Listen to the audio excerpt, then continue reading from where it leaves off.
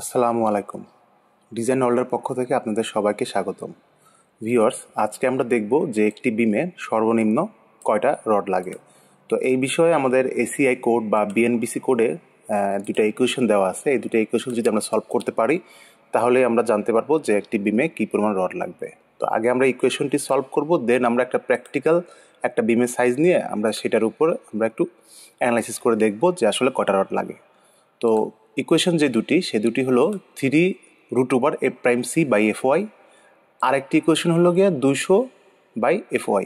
মানে এই দুইটার ভিতরে যেইটার ভ্যালু আমি বড় পাবো সেটাই হলো গিয়ে মূলত আমার স্টিল রেশিও বা আমার ওই পরিমাণ রড লাগবে। তো আমরা এখানে বুঝতে পারতেছি যে 3√200 এগুলো কিন্তু আমরা সলভ করতে পারতেছি, কিন্তু এখানে আমাদের আননোন যে জিনিস দুটো সেটা হলো গিয়ে f'(c) এবং fy। এই দুইটা কি আমাদের আগে এই দুইটা জানতে হবে। তো বিষয়টি খুব জটিল কোনো কিছু না, আপনারা যদি আমাকে একটু ফলো করেন তাহলে ইনশাল্লাহ আপনারা বুঝতে পারবেন। আমি আপনাদের বুঝাই দিব। তো দেখেন, ফার্স্টে f'(c) যে ভ্যালু এটা কি, এটা হলো গিয়ে কংক্রিটের সাথে সরাসরি সম্পর্কিত। f'(c) দিয়ে বোঝানো হয় হলো গিয়ে আপনার কংক্রিটের মান, মানে আপনি কি মানের বা কি ধরনের সিমেন্ট ব্যবহার করতেছেন, কি ধরনের বালি খোয়া এগুলো ব্যবহার করতেছেন, তারপরে আপনি পানির পরিমাণ বেশি দিচ্ছেন কি না নাকি কম দিচ্ছেন। মানে আপনি যদি খোয়া দিয়ে করেন, এক্সাম্পল হিসাবে যে খোয়া দিয়ে যদি করেন তাহলে আপনার কংক্রিটের মান কিন্তু একটু কম আসবে। আবার যদি আপনি পাথর দিয়ে করেন তাহলে সেক্ষেত্রে কিন্তু আপনার কংক্রিটের মান বেশি আসবে।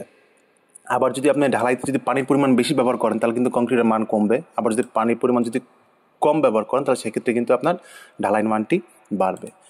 আবার সিমেন্টের মান, গুণগত মান, বালি এগুলোর যে গুণগত যে মানগুলা এগুলো যদি খারাপ হয় তাহলে কিন্তু আপনার f'(c) বা কংক্রিটের ভ্যালু কিন্তু কমবে। তো ধরেন এইখানে নর্মালি খোয়া দিয়ে যেটা করা হয়, যে ঢালাইটা যেটা তৈরি করা হয় সেটা মোটামুটি 2500 PSI-এর আশেপাশে থাকে।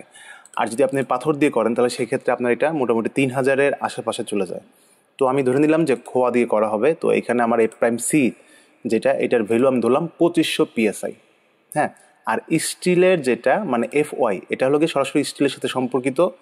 এইখানে দেখেন আমি মান ধরেছিল 60,000 PSI। 60,000 PSI বলতে এখানে বোঝাচ্ছি হলো আমার 60 গ্রেডের একটা রড। 60 গ্রেডের যে রডগুলো সেই রডগুলো মূলত 60,000 PSI এর স্ট্রেংথ ধরা হয়ে থাকে। তাহলে আমরা এখানে f'(c) এর ভ্যালু পেয়ে গেলাম 2500 এবং fy এর ভ্যালু পেয়ে গেলাম 60,000, এবং এগুলো কি সেটাও জানতে পারলাম। তাহলে আমরা এই ইকুয়েশন দুটো এখন খুব ইজিলি সলভ করতে পারবো। সলভ করার জন্য দেখেন একটা ক্যালকুলেটর নিলাম। এখানে দেখেন 3√f'(c). f'(c) হলো গিয়ে আমার 2500। তাহলে আমি এখানে 2500 লিখলাম এবং এটাকে ভাগ দিতে হবে আমার fy দিয়ে, মানে 60,000 দিয়ে। 60,000 দিয়ে আমি এটাকে ভাগ করে দিলাম। দেওয়ার পরে দেখেন আমার এখানে রেজাল্ট আসতেছিল গিয়ে 0.0025। তো এইটার সলভ করলে যে রেজাল্ট আসতেছে সেটা লোকে এইখানে লেখা, মনে করেন 0.0025। এবং এই 200/fy এইটার যদি আমরা একটু ক্যালকুলেশন করি তাহলে কত আসে একটু দেখি। 200/fy মান হলো গিয়ে আমার 60,000, লিখলাম 0.0033, এটাই এখানে লেখা। এইটার ইকুয়েশন সলভ করলে আমরা পাচ্ছি এটা। আচ্ছা, তাহলে এই দুইটা ভ্যালুর মধ্যে আমার সবচেয়ে বড় ভ্যালু কোনটা? বড় ভ্যালু হলো গিয়ে আমার এটা। এর মানে আমার এইখানে এইটা নিতে হবে। এইটাই হলো গিয়ে আমার মূলত স্টিল রেশিও রো, সেটার ভ্যালু হলো গিয়ে আমার এইটা, যেহেতু এটা বড় আসছে। আচ্ছা, এখন আসেন যে যদি এখানের যে মূল বিষয়টা সেটা হলো গিয়ে f'(c) যদি 2500 হয় এবং fy যদি আমার 60,000 PSI হয় তাহলে আমার স্টিল রেশিও আমি 0.00333 এইটা নিতে হবে। তো এইটা এবার একটু বাস্তবিক ক্ষেত্রে আমরা একটু ব্যবহার করে দেখি। তো সেই জন্য একটা বিম নিলাম। বিমটি পাশে বা তলাটা আছে মনে করেন 10 ইঞ্চি এবং হাইটে আছে 15 ইঞ্চি, মানে ডেপথে আছে 15 ইঞ্চি। তো মূলত এই নিচের যে লেয়ারের যে রডটা থাকে সেই রডটার সেন্টার থেকে একদম তল পর্যন্ত বা নিচ পর্যন্ত 2.5 ইঞ্চি এটা ক্লিয়ার কভার ধরা হয়। আর এর উপরের যে অংশটুক থাকবে সেটা হলো ইফেক্টিভ ডেপথ, মানে মূলত আমার বিমের কাজ করে কিন্তু ইফেক্টিভ ডেপথ যেটা ওইটা। এই 2.5 ইঞ্চি জাস্ট হলো গিয়ে আমার মনে করেন ক্লিয়ার কভার, এটা কোনো কাজে আসে না। এই 2.5 ইঞ্চি বাদ দেন, তাহলে 15 ইঞ্চি থেকে যদি আমি 2.5 ইঞ্চি বাদ দিই তাহলে আমার এখানে আসতেছে 12.5 ইঞ্চি। এই 12.5 ইঞ্চি মূলত আমার এই লোডটা নেবে, যার কারণে আমরা হিসাব যখন করব তখন এই 12.5 ইঞ্চি নিয়ে আমরা হিসাব করব। তো এখানে দেখেন উইথ বি হলো গিয়ে আমার 10 ইঞ্চি, এই বিটা এটা হলো গিয়ে 10 ইঞ্চি, এবং ডেপথ ডি হলো গিয়ে আমার এই 15 ইঞ্চির থেকে এই ক্লিয়ার কভার 2.5 ইঞ্চি বাদ দেন তাহলে আসে আমার 12.5 ইঞ্চি, সেটা এখানে লেখা। এবার কিন্তু আমাদের হিসাবটি খুবই ইজি হয়ে গেছে এবং আমরা হিসাবটির শেষের দ্বার প্রান্তে চলে আসছি আর কি। এখন দেখেন এই এস এর ভ্যালু আমার তাহলে কত আসলো। এস এর একটা ইকুয়েশন আছে, সেটা হলো গিয়া rho BD, S is equal to rho BD. তাহলে রো কত আমার এখানে, রো হলো গিয়ে এখান থেকে আমি কোনটা বড় পেয়েছিলাম, এইটা।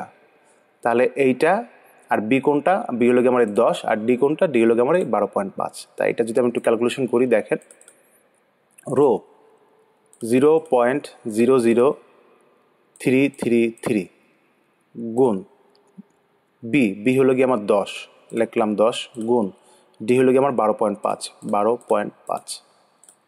করলে কত আসতেছে 0.41625, 0.41666 নিয়ারেস্ট।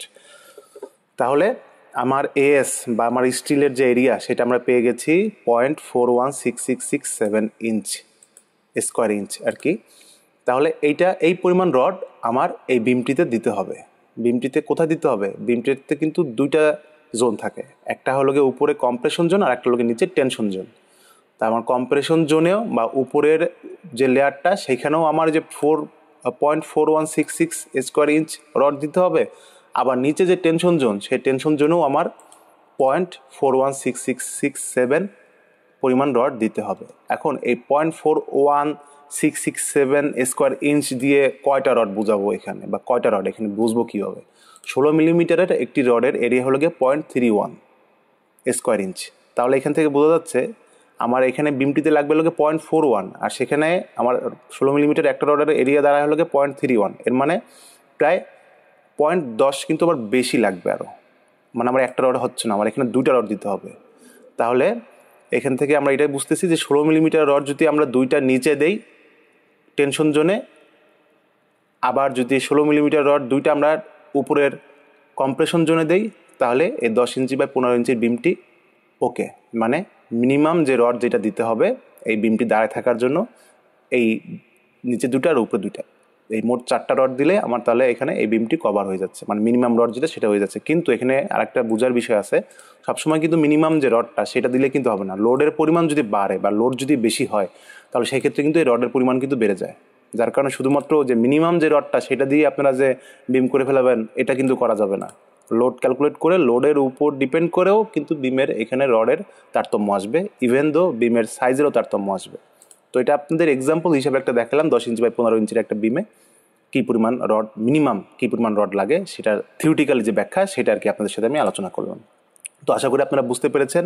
তারপরে যদি বুঝতে কোনো সমস্যা থাকে তাহলে আমাকে কমেন্টে জানাবেন, ইনশাল্লাহ আমি উত্তর দেওয়ার চেষ্টা করবো। তো ভালো থাকবেন, দেখা হবে পরবর্তী নতুন করে একটা ভিডিও নিয়ে। সে পর্যন্ত আল্লাহ হাফেজ।